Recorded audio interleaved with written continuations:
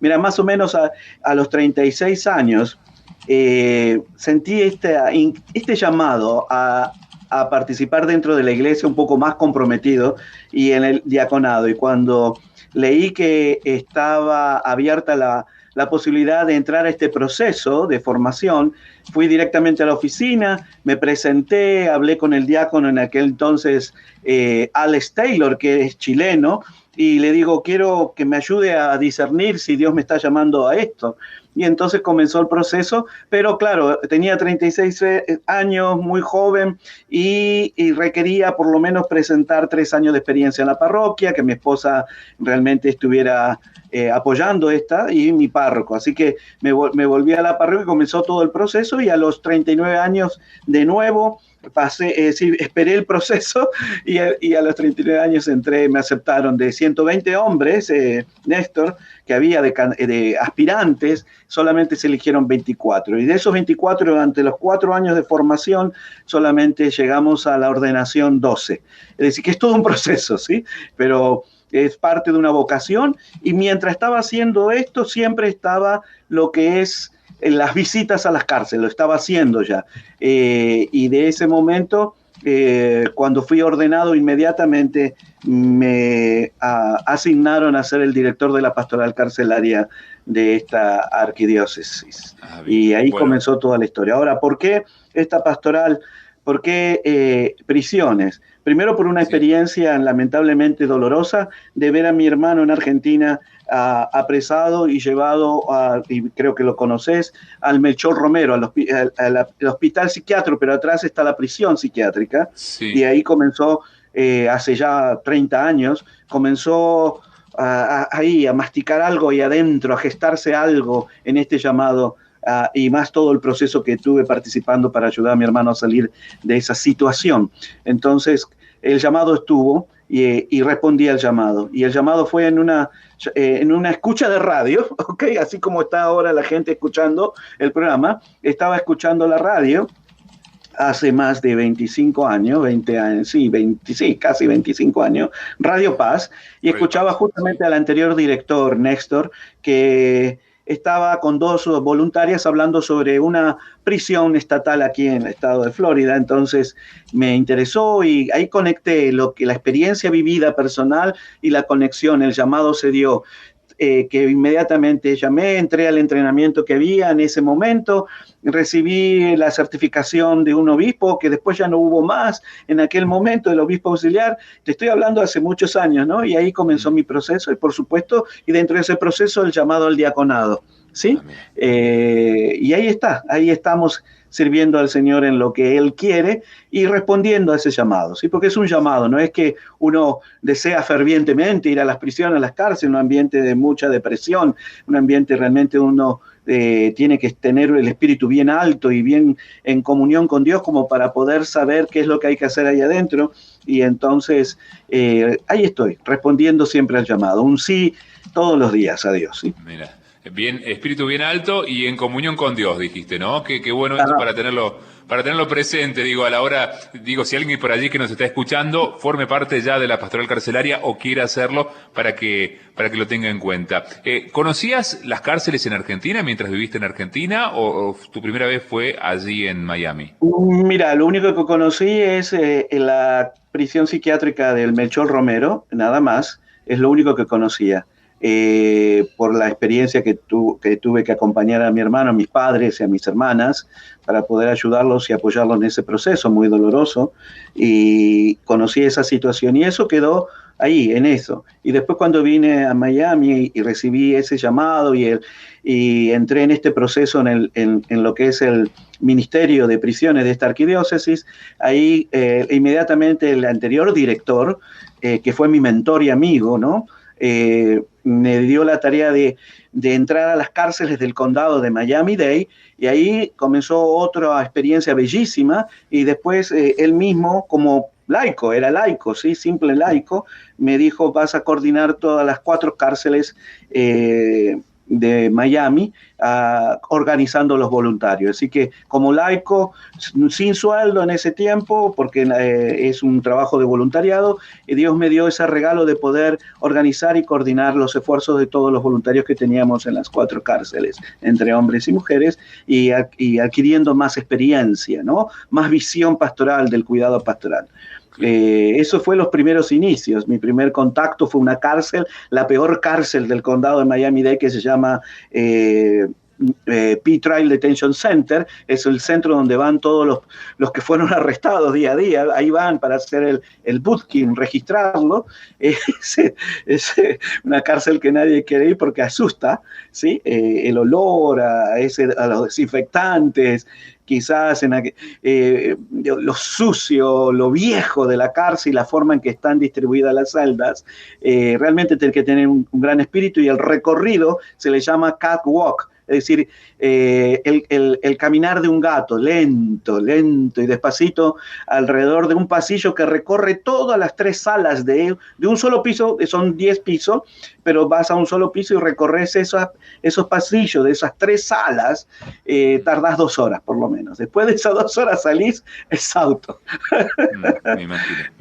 Pero con una gran experiencia de tocar nuestra condición humana, lo que somos, ¿sí? Eso es lo que fui aprendiendo a lo largo y sigo aprendiendo, es nuestra condición humana, Néstor. Sí, sí, bueno, te cuento, Edgardo, y lo saben bien los oyentes porque venimos jueves a jueves compartiendo ya desde hace varias semanas aquí este espacio de Pastoral Carcelaria Sin Fronteras, y lo hemos iniciado cuando comenzamos este ciclo dialogando con quien integra la Comisión Episcopal de nuestro país, Monseñor Jorge García Cuerva, y él decía claramente, ¿no? El sistema carcelario, más o menos como lo entendemos en el mundo occidental en el cual vivimos, viene el concepto, la idea, desde el siglo XIX.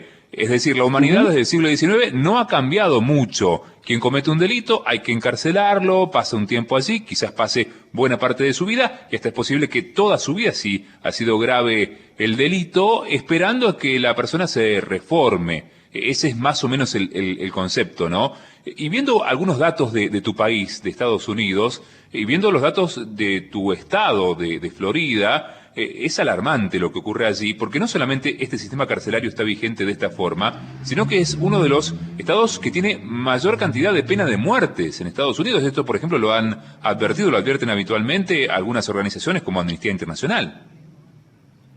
Estás en lo correcto, menos mal que realmente estás informando de esa data, de la realidad americana, de la pastoral, de lo que es el sistema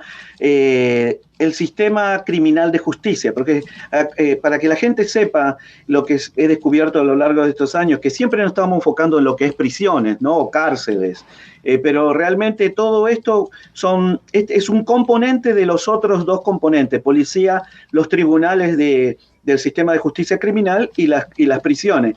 Es el sistema de justicia criminal de los Estados Unidos realmente ha creado una nación una nación encarcelada, porque hay más de 2.2 millones, casi 3 millones de personas encarceladas hoy actualmente en los Estados Unidos. Es el país número 1 en el mundo de encarcelamiento, en la cual, imagínate, estás hablando de la pena de muerte, donde hay más de 2.600 personas aproximadamente esperando ser ejecutados. En Florida hay más de 340 o 370, en este momento se me está yendo el número, pero menos de 400 personas están esperando ser ejecutadas en el estado de Florida. Tenemos realmente una población, para que la gente vea, es otro tipo de sistema, ¿sí? Tenemos 5 millones de personas que están en tiempo de probatoria, es decir, que salen bajo probatoria, y es muy difícil porque ellos no pueden cometer ni romper ni una mínima regla. Donde rompen la mínima regla, la mínima ley, vuelven a la prisión. Así que imagínate, es una, ¿cómo se dice esas? Puertas giratorias, ¿sí? Sí, claro. Y eso es lo terrible del sistema. Más, la gente sepa, ¿no? En Estados Unidos tenemos 2.7 millones de niños que tienen sus padres en las cárceles, o mamá, o los dos, ¿ok?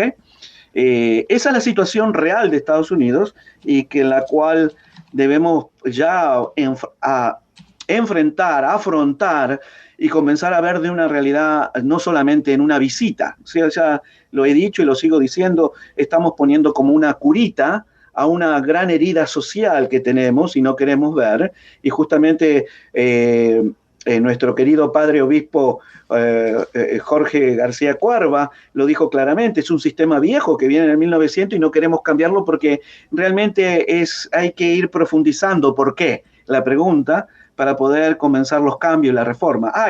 En Estados Unidos hay organizaciones que ya están comenzando a la labor dentro de lo que es católico. Por ejemplo, el network, la red católica de la justicia, de la reforma de la justicia criminal. Sí, ya están tomando conciencia, es nuevo. En estos últimos años, 1 año, 2 años, se ha tomado conciencia y se están reuniendo jueces, abogados, legisladores, policías, la parte de capellanes, para entrar en conversación. Estamos en el proceso así de conversaciones para ver y afrontar este sistema que produce muchísimo sufrimiento. Me imagino en Argentina, pero aquí, para que sepan, la realidad son 2.3 millones de personas y por supuesto, lo podemos ver como una gran industria, ¿sí? La industria del encarcelamiento, claro, donde todos se benefician, ¿sí? Es fuerte, es fuerte. Tenemos más agencias policiales, no sé cuántas agencias policiales hay en los Estados Unidos.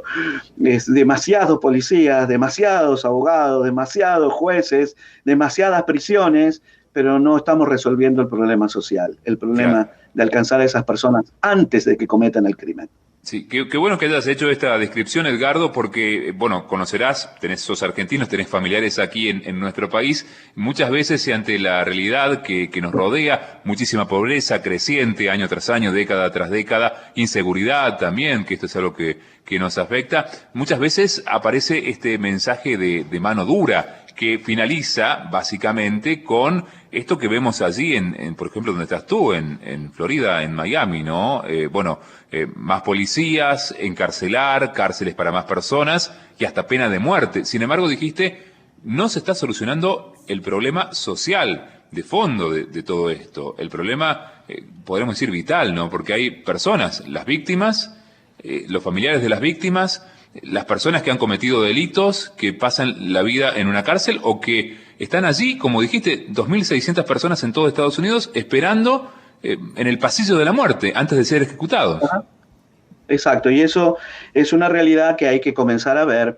El problema que yo veo, Néstor, es que necesitamos, ¿cómo te puedo decir? Necesitamos más comunicación, más voces que puedan hablar sobre esta experiencia para que la gente pueda comprender en una visión diferente. Un amigo, el anterior director, Sammy Díaz, que el que me preparó, mi mentor, amigo, él decía, tenía su lema en el programa de radio anterior, de Radio Paz, que yo continué, él decía, la criminalidad, que por favor quiero que entiendan bien esto, la criminalidad es la consecuencia del desamor social, ¿sí? Es decir, que cuando nosotros no ponemos todos nuestros esfuerzos políticos, educativos, de salud mental, todos los esfuerzos de una nación, el bienestar de cada miembro de una nación, no ponemos todos los esfuerzos, vamos a tener esa realidad del aumento del crimen, más sobre todo el factor pobreza, cuando la economía es un desastre y no tenemos buenos planes económicos y buenos planes sociales, buenos planes educativos, buenos planes de trabajo, buenos planes de vivienda. La gente necesita vivir con dignidad y lo llevamos adentro en nuestra esencia, esa dignidad de ser hijos e hijas de Dios, cada ser humano que vive en este mundo. Entonces, Néstor, estamos muy mal porque no vemos eso y tenemos que cambiar y ser fuertes, ahí sí, mano dura, en lo que es realmente exigir líderes preparados para llevar adelante los proyectos, ¿no? de reforma social, de afrontar todos los problemas con dignidad, con honestidad, con bases en lo que es el bien común para todos. Eso no lo tenemos en ninguno de los países. Yo creo que estamos en la caída de todo un sistema, ¿sí? Y eso se verá, porque hemos entrado, el Papa Francisco habla claramente, necesitamos ir al encuentro, ir a la salida, ir al diálogo, ir al encuentro de cada ser humano para poder descubrir esas necesidades y poder ayudar, ¿no? En Fratelli Tutti se lo recomiendo que lo relean y lo relean, sobre la amistad social. Realmente tenemos que comenzar a ver nuestros problemas sociales en contexto. Argentina es un problema, Estados Unidos es otro problema, Cuba es otro problema, Haití es otro problema, y necesitamos verlo, pero con mentes reflexivas y con una mano y una mente tratando de comprender lo que Dios quiere que hagamos, que ese es el problema, ¿sí? Lo único que estamos haciendo es tratar de hacer planes, iniciativas o ideologías de seres humanos que no están conectados con Dios, ¿sí? Bien. Bien, bueno, te cuento, mientras estamos dialogando, Edgardo, te mandan saludos desde la diócesis de Lomas de Zamora, en el Gran Buenos Aires, en el sur del Gran Buenos Aires, suroeste. Te mandan un abrazo, gran colaborador, dice, sos de la pastoral carcelaria en Argentina, porque sos argentino seguramente, amén de que sos el representante de la pastoral carcelaria a nivel internacional de tu país y de Canadá. Ajá, es verdad, fíjate lo que yo me río porque eso son cuestiones de Dios nada más. Si estoy en esta pastoral es porque Dios quiso, y si Dios, yo siempre le digo, yo voy adelante, pero cuídame las espaldas, le digo al Señor, ¿sí?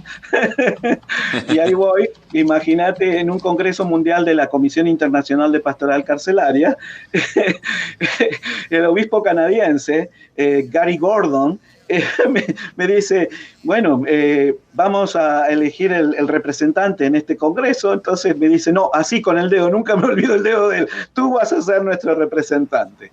Y digo, pero yo no soy muy anglosajón, no soy muy americano, pero dice, tú vas a ser nuestro representante.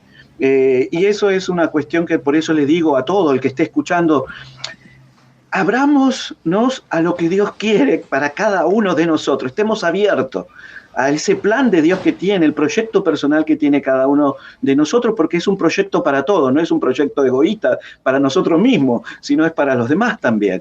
Y en la medida que los vamos a ir desarrollando ese proyecto que Dios tiene, vamos alcanzando a los otros, además vamos creciendo. Por eso yo me río porque estoy encargado de esto y ahora estoy encargado de poder organizar una conferencia a nivel estatal, las 7 diócesis sobre pastoral carcelaria, y por supuesto con nuestros amigos de toda la pastoral carcelaria de Latinoamérica y del Caribe, tratando de ahí de empujar este tren tan precioso para que la gente no se olvide que los que cometen crímenes es porque lamentablemente nadie los alcanzó antes. No hay un programa de prevención, y esto me hace acordar al padre Javier Ladrón, ahí el cordobés, que lo conocí. Ahí está, que lo conocí en el Congreso Mundial de esta Comisión Internacional en Roma en el 2007. Y Javier siempre hablamos de lo que es reentrada, reinserción, toda la pastoral adentro de las prisiones, cárcel, pero no hablamos nunca de prevención, de cómo prevenir que la gente caiga presa. Y ese es el problema social, porque hay mucho para hacer, hay mucha profundidad en estos temas y es sentarnos. El Papa en este tiempo que estamos especial de la Iglesia, Néstor, el Papa nos está llamando a caminar juntos en esta sinodalidad, ¿sí? Caminar juntos, reflexionar para revisar todas estas estructuras que tenemos eclesiales y cambiarlas, mejorarlas, desarrollarlas para este tercer milenio. Por eso estamos... yo por lo menos estoy muy entusiasmado y rezo por el Papa todos los días para que tenga salud para largos años, ¿sí? Sí, y el Papa que cada vez que realiza algún viaje apostólico, particularmente le encanta ir a las cárceles, ¿no? Lo ha hecho en Latinoamérica, en otras partes del mundo, y disfruta mucho de ese momento, de ese encuentro. Te cuento, mira, van apareciendo algunos mensajes. El tema que estamos abordando no es para nada sencillo, ya asumimos ese desafío. Joaquín, él expresa lo que siente y dice: a veces nuestros niños reciben entretenimientos desde las pantallas, a veces, ¿no? Violentos. Y después esto hace que esa violencia se replique cuando sean adultos. Puede ser, sí, es posible, ¿no? De esto hablamos mucho también, habitualmente, padres, abuelos, tíos, nos preocupamos por lo que ven nuestros hijos. Sabemos, y aquí vos que estás allí en un país que produce muchísima cultura, desde la televisión, internet, el cine, como es Estados Unidos, a veces hay cosas de la cultura estadounidense que se trasladan al resto del mundo, pero tampoco podemos decir que la violencia viene de Estados Unidos. Nos tenemos que hacer cargo también de esa raíz violenta que tenemos en nuestra realidad, en nuestras sociedades. Como dijiste, cada país tiene su contexto. Mira, tocaste un tema importantísimo. Es bellísimo poder conversar y charlar. Sobre todo, hay tres factores que debemos tener en cuenta en esto, ¿no? Desde nuestra experiencia tuya, Néstor, en tu contexto propio, ¿no? En mi experiencia, en mi contexto propio de vida, en la experiencia de vida que vamos llevando, lo vamos corroborando con la tradición, con lo que dice la Iglesia.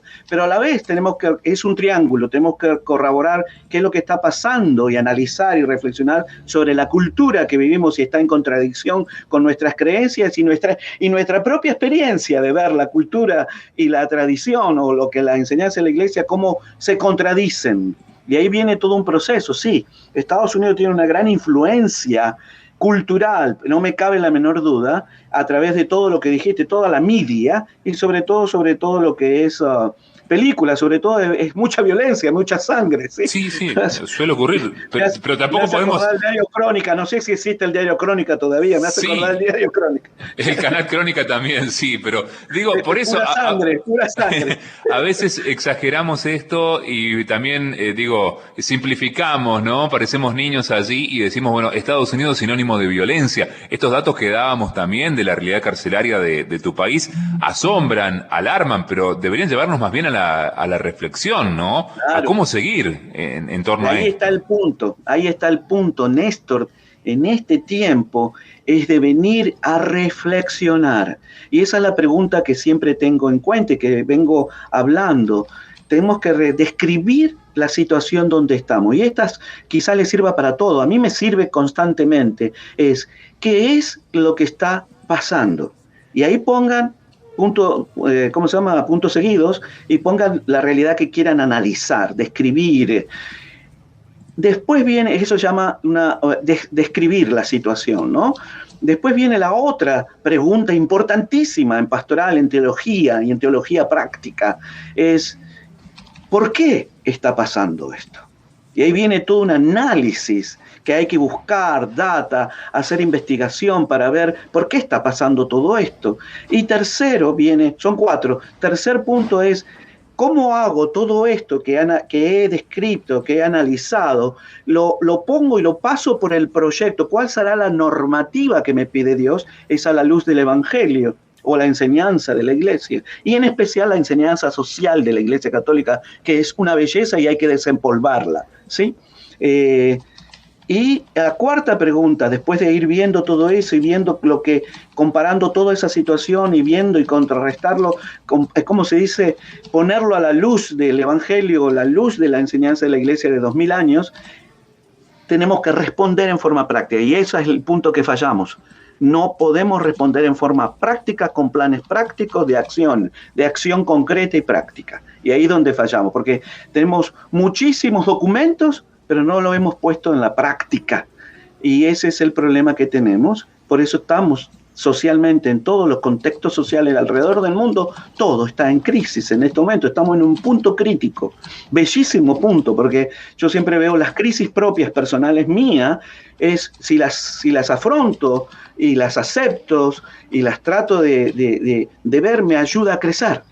Y socialmente tenemos que vernos a nosotros mismos, hacer un análisis propio de nuestra vida personal, de nuestra vida matrimonial, de nuestra vida familiar, de nuestro vecindario, de nuestra propia parroquia, de nuestra iglesia o de nuestra nación, analizarlo con unos ojos que yo le llamo bajo esa acción que es interior, tratar de escuchar a Dios a través del Espíritu Santo y tratar de ir discerniendo, que eso es lo que tenemos que aprender todo, y eso es lo que el Papa Francisco está proponiendo en este tiempo que vamos hacia reuniones de sinodales, de caminar juntos, pero tenemos que ser humildes. Justamente la lectura de hoy, Néstor habla sobre vengan a mí todos los que están cansados y agobiados, ¿no?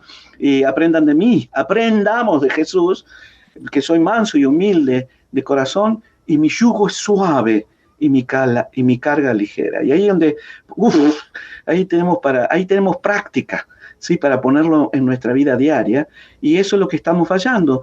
Estamos faltos de profundidad, faltos de reflexión. Es que nos estamos absorbiendo en lo que es lo cotidiano, Néstor. Nos absorben los problemas y toda la media con tantas voces, con tanto ruido, no nos permite escuchar la voz de Dios. Y ese es el problema que tenemos. Por eso la Iglesia tiene que revisarse. El Papa habla en este proceso de una conversión sinodal. Juntos ir cambiando nuestras mentes y nuestra misión para mejorar. Yo tengo anteojos, si no tengo anteojos no puedo ver bien. Entonces, y de vez en cuando tengo que hacer exámenes, ¿no? Año tras año para ver cómo van mis ojos y tal. Y de vez en cuando me dice, oh, no, estás bien. En el otro año, oh, mira, te voy a hacer el próximo anteojo unos grados más para que veas mejor. Porque digo, oh, sí, veo ahora.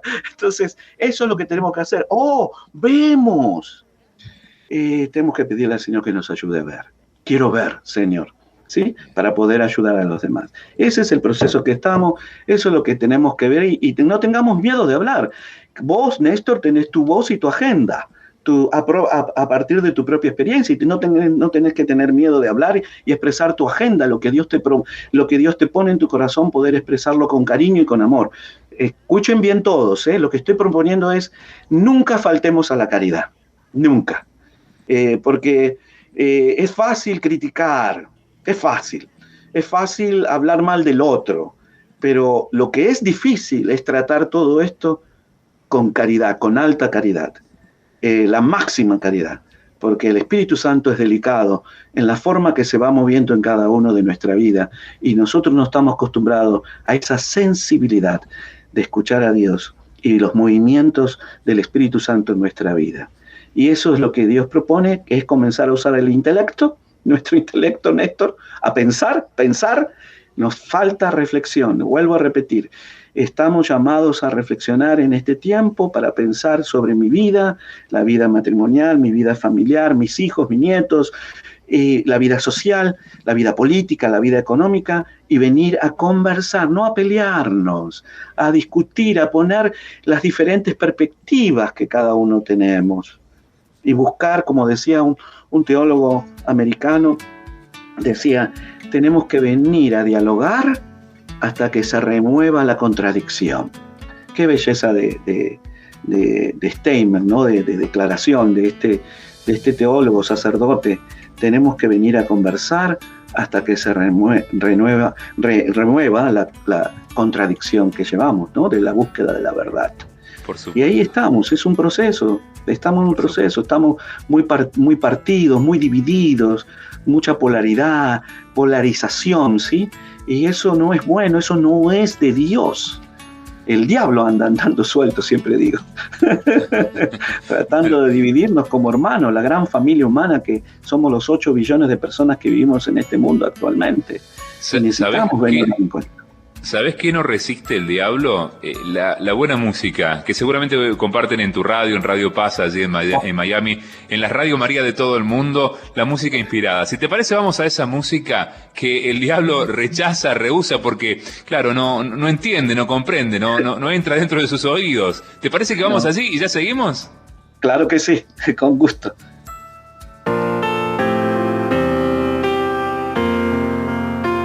Lluvia Jesús.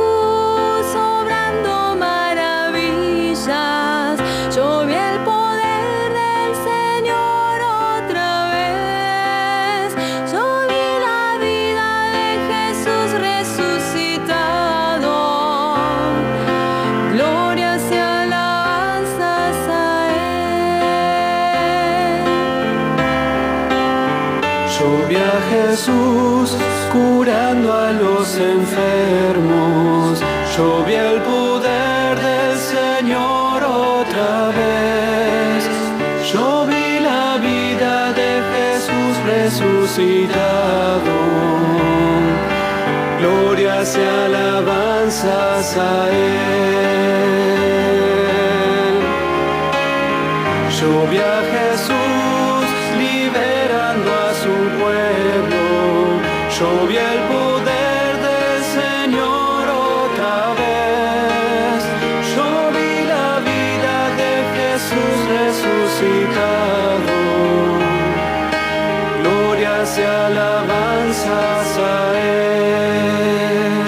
a Jesús entregando su vida. Yo vi el poder del Señor otra vez. Yo vi la vida de Jesús resucitado. Glorias y alabanzas a Él. Yo vi a Jesús sanando mis heridas. Yo vi el poder del Señor otra vez. Yo vi la vida de Jesús resucitado. Glorias y alabanzas a Él. Glorias y alabanzas a Él. Glorias y alabanzas a Él.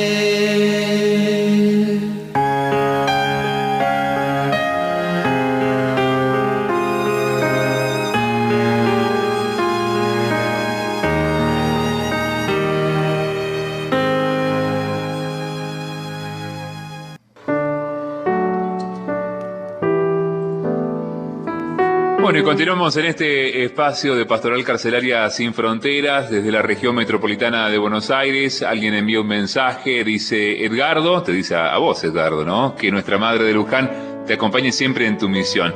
Y María Fátima, desde Neuquén, qué sencillo y qué profundo lo que estás compartiendo, Edgardo. Sería muy bueno que en algunas homilías de nuestras misas alguien encarara este tema, nuestros sacerdotes, ¿no? Al menos 15 minutos que lleguen en principio a nuestras propias comunidades. La propuesta que dice Fátima. Bueno, es lo que estabas diciendo, hay que hablar de estos temas, ¿no? Evidentemente la realidad carcelaria, esto lo notamos aquí en Argentina, es posible que, no sé si esto ocurre también allí en Estados Unidos, en Miami, donde residís, donde vivís, Edgardo, ocurre, quizás no es lo más abordado, o quizás a veces también se desfigura un poco, ¿no? La realidad carcelaria, se la enmascara más hacia lo violento, digamos, desde otro aspecto, evidentemente, ¿no?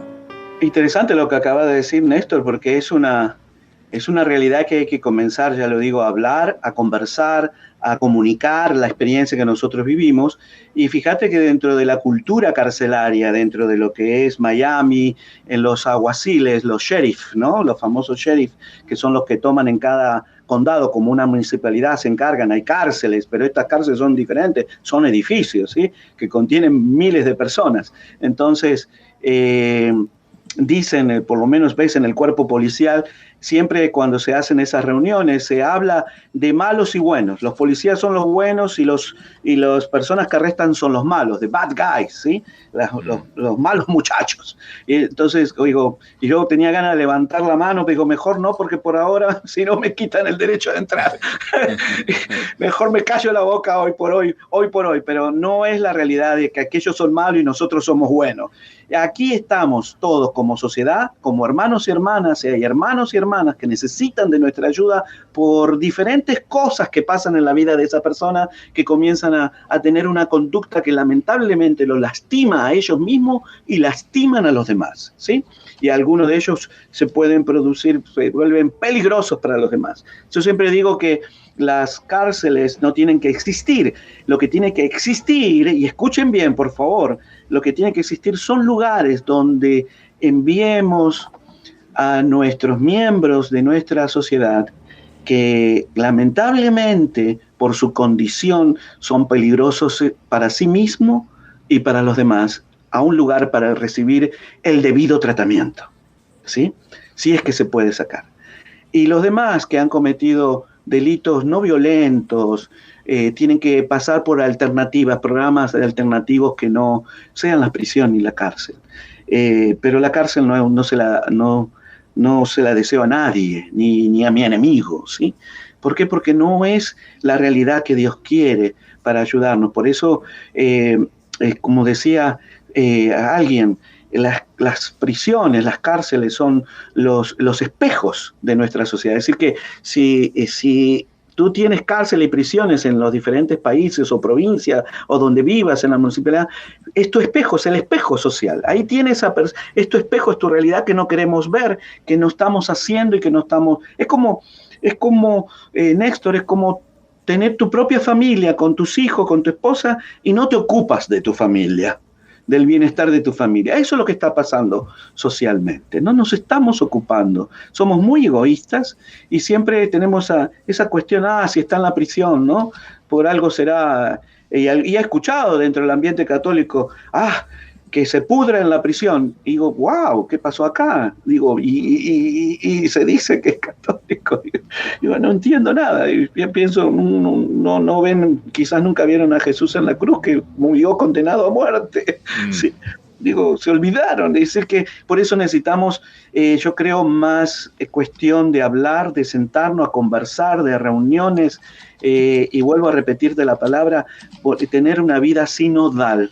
Y esto significa, en mi experiencia personal con Dios, tener un camino sinodal con Dios, que yo pueda conversar con Dios y Dios pueda conversar conmigo.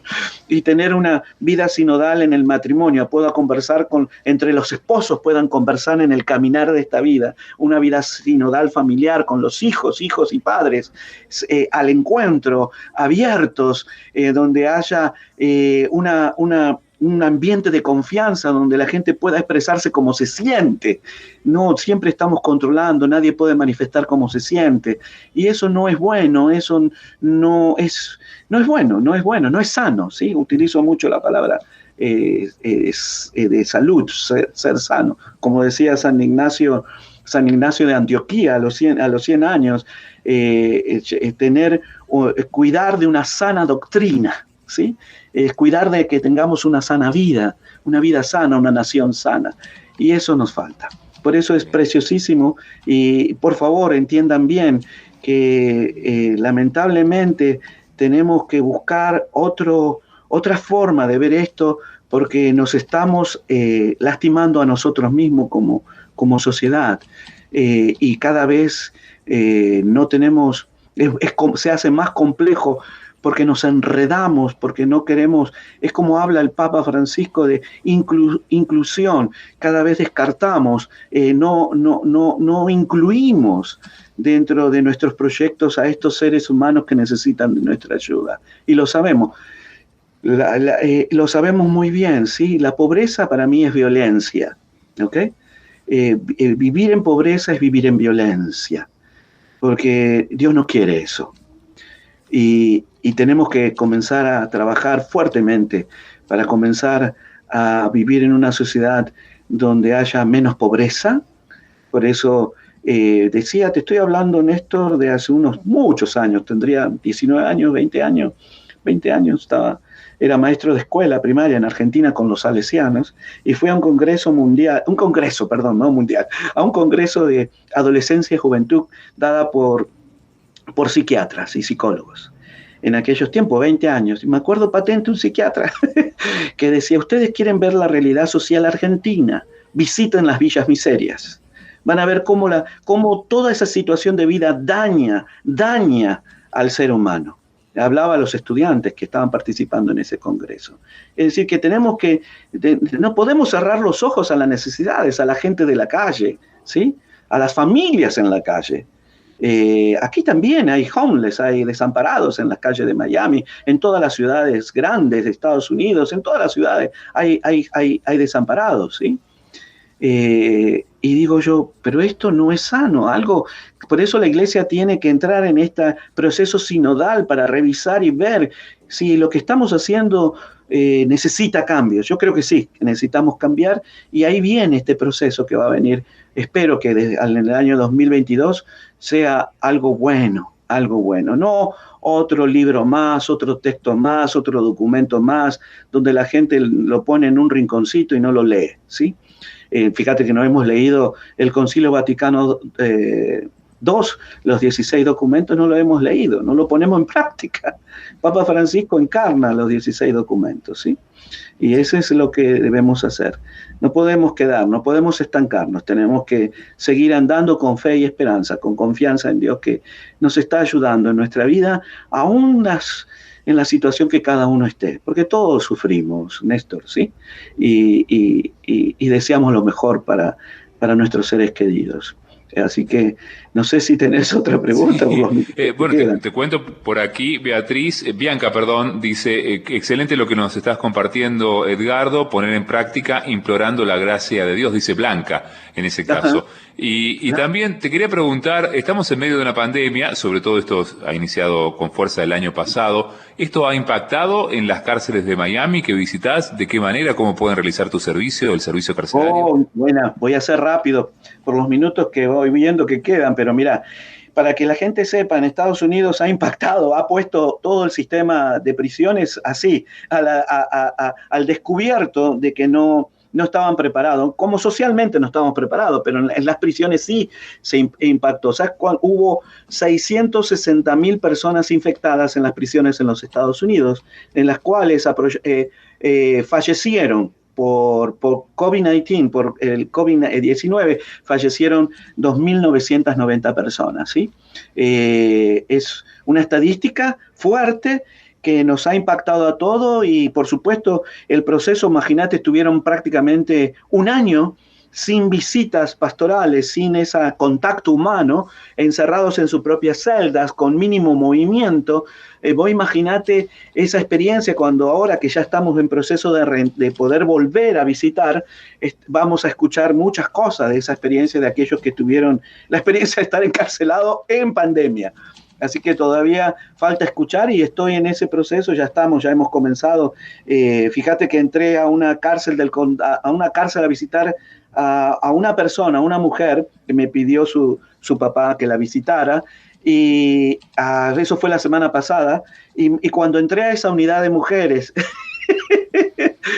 no te imaginas la alegría de las mujeres que estaban en el patio. ¡Oh, tenemos iglesia, ¿sí? Y la oficial le dice, no, él viene para una visita personal, una visita pastoral a una persona. Es decir, que hay una gran hambre, es un campo de cosecha inmenso, las cárceles, las prisiones, los centros de detención, y nosotros tenemos que estar listos, aún en medio de esta pandemia, continuar con la simple regla distanciamiento, lavado de manos y el uso de máscara para cuidarnos. Pero sí, sufrieron mucho. Tuvimos la posibilidad de alcanzarlo a través de la radio, por eso la radio es esencial.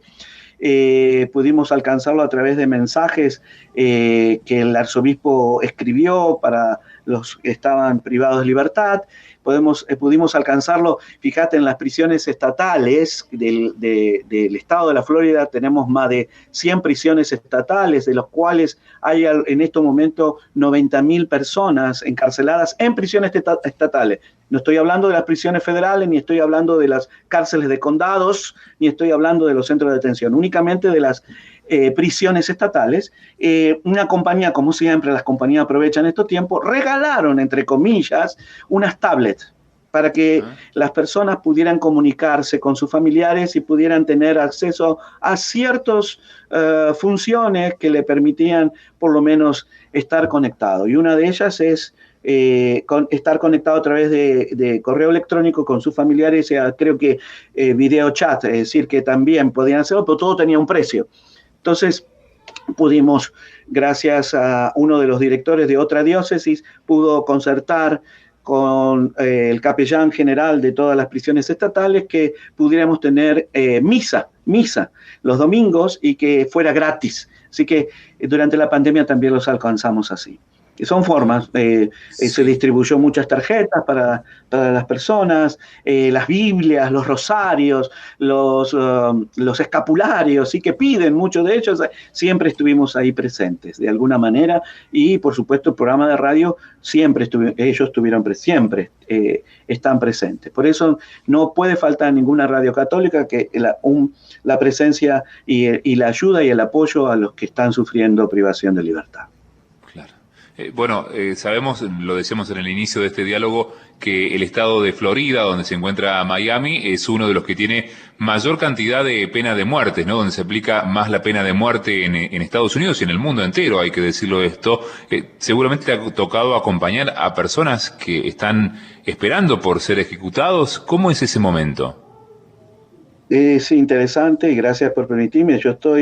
Soy parte del equipo que visita la prisión donde están los condenados a muerte. Es una prisión que está en el medio de la nada, al norte, vamos a llamarlo así, de Orlando, a 3 horas de Orlando hacia el oeste, entre San Agustín, Tallahassee, en el medio de la nada.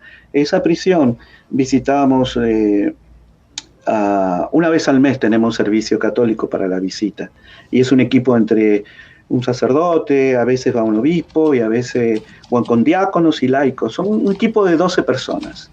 Nos gastamos ahí como 5 horas de visita para visitar los diferentes, vamos a llamarlo, unidades. No te imaginas lo que es eso. Es cansador porque vas celda por celda, y sobre todo cuando vas a la entrada donde está el corredor de la muerte, donde están, es una experiencia única de contacto con los seres humanos. Llevamos material religioso para acomodar y tratamos de estar presentes caminando ese pasillo. Y una vez, te comento por un hecho, un joven que está ahí en el corredor, le digo, hoy te veo, ¿cómo estás? No te veo bien, te veo triste, ¿por qué? Mira la pregunta que es sencilla de comunicación con este muchacho, ¿no? Americano, nunca me olvido. Y se puso a llorar cuando le hice esa pregunta. ¿Por qué llorás? Porque hoy es el cumpleaños de mi abuela. Y mi abuela fue la que me crió. Yo no tuve buenos padres. Extraño a mi abuela. Cómo quisiera que me visite, pero ella vive en otro estado y es pobre. ¡Wow! Te desarmó el muchacho. Es decir que es valiosa la visita que tenemos, aunque pasemos por ahí con los ojos. La otra parte es para distribuimos la comunión a los condenados a muertes católicos que ya fueron confesados. Distribuimos la comunión y tenemos que extender la mano para alcanzar la celda de ellos, ¿sí? Extender la comunión. Imagínate eso, Néstor, extender tu mano, porque nos divide otro pasillo, ¿sí? Hay un pasillo interno, y entonces tenés que extender tu mano, y el otro extiende su mano, y en ese está la comunión. ¡Oh! ¡Qué experiencia! Ver a esa persona comulgar y cómo lo recibe. A veces la gente se olvida de eso. A veces no entendemos muchas cosas porque nos estamos deshumanizando, ¿sí? En este proceso, y tenemos que volver a tener el corazón de carne y dejar de tener el corazón de piedra. Eso es lo que Dios quiere, creo yo. Sí. Y hay muchos, son muchos años visitando, ¿sí? Son muchos años. Esto que has clamado viene del Antiguo Testamento, ¿no? Es herencia también de nuestra raíz hebrea, en nuestra fe católica, en nuestra fe cristiana. Imagínate, ¿desde dónde viene, no? Ojo por ojo, diente por diente, la ley de Hammurabi, que a nosotros nos parece una locura. Sin embargo, en Totalmente. su momento, siglos atrás, fue parar un poquito la mano, porque claro, no era ojo por ojo, diente por diente. Uno le pegaba, el otro lo destrozaba. Siempre la desmesura de la violencia, ¿no? De la agresión. Por eso estamos ahora en un proceso bellísimo de tratar de poner todo este sistema de justicia hacia lo que se llama justicia restaurativa. Eso sería para otro tema, otra conversación contigo sobre la justicia restaurativa. Es un proceso, círculo restaurativo en la familia, en los barrios, en la iglesia, en las escuelas, en los ambientes donde hay personas, círculos donde nos sentamos a hablar sobre nuestra condición humana. En las prisiones es la víctima y el ofensor, el agresor, sentarse juntos con un mediador a hablar y a escucharse y a entenderse y a comprender esa situación que lo ha llevado a agredir a una persona y herirla fuertemente, sea lo que sea el grado de delito, y la víctima a entender este proceso de esta persona, de dónde viene y por qué llegó a esto. Todavía no hemos llegado a eso. Todavía estamos con la justicia distributiva, ojo por ojo, diente por diente. Fíjate, claro, lo inmaduro que estamos, que son siglos y siglos, y todavía estamos con esa misma ley. Sí, el código de Hammurabi, de muchísimos siglos atrás, muchísimos, de la antigüedad estamos hablando, que en su momento fue un avance jurídico enorme, claro, porque... Perfecto. Pero ahora sí, ya creo que el tercer milenio, que ya estamos puesto nuestros pies en, ¿cuánto? 21 años, vamos a ir a 22, ya tenemos que comenzar a sacar ese sistema viejo, sí. Ojalá, ojalá. Edgardo, queremos agradecerte, Nancy también te agradece lo que has compartido, este testimonio que ha nacido, dice ella, de la misericordia de Jesús. Ojalá que así sea, ¿no? Que así sean también los agentes de la pastoral carcelaria en Argentina, en toda América Latina, allí en América del Norte también. Un gran abrazo, Edgardo. Gracias por todo, un gusto y gracias por la invitación.